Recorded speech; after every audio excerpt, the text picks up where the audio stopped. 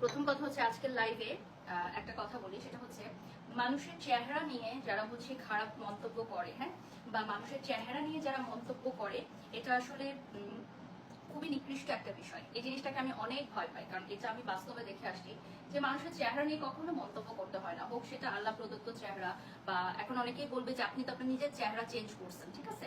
তো নিজের চেহারা কখনো নিজে চেঞ্জ করা যায় না, হ্যাঁ। এগুলো হচ্ছে জাস্ট আমাদের কিছু অ্যাস্থেটিক ট্রিটমেন্ট হয়, যেগুলো হচ্ছে অ্যাস্থেটিক সার্জারি বলে, যেগুলো হচ্ছে বয়সের সাথে অনেক কিছু যেটা আমরা চেঞ্জ করতে চাই না সেটা আমরা জাস্ট হচ্ছে ধরে রাখার জন্য করি। বাট আল্লাহ প্রদত্ত চেহারা কেউ কোনোদিনও চেঞ্জ করতে পারে না, এটা কখনো এখন পর্যন্ত সায়েন্সে আসে নাই।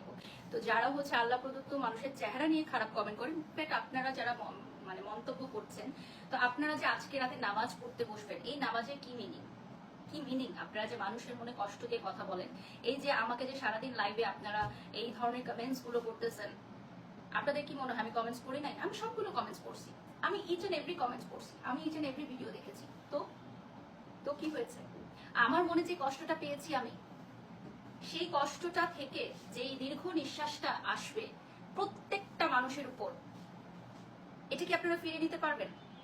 2.6K ভিউয়ার্স আছে। আমি জাস্ট আপনাদের কাছে একটা প্রশ্ন আজকে করতে চাই, এই যে এই দীর্ঘ নিঃশ্বাসটা যে আমার থাকবে, এটা কি ফিরিয়ে নিতে পারবেন আপনারা? প্রত্যেকটা কমেন্টস আমি পড়েছি, প্রত্যেকটা ভিডিওস আমি দেখেছি, আমার চেহারা নিয়ে, আমার ফ্যামিলি নিয়ে, আমার বাচ্চা নিয়ে, আমার এডুকেশন নিয়ে, আমার বেড়ে ওঠা নিয়ে, আমার চরিত্র নিয়ে, আমার হাজবেন্ডকে নিয়ে যে কথাগুলো সোশ্যাল মিডিয়াতে এখন বলা হচ্ছে।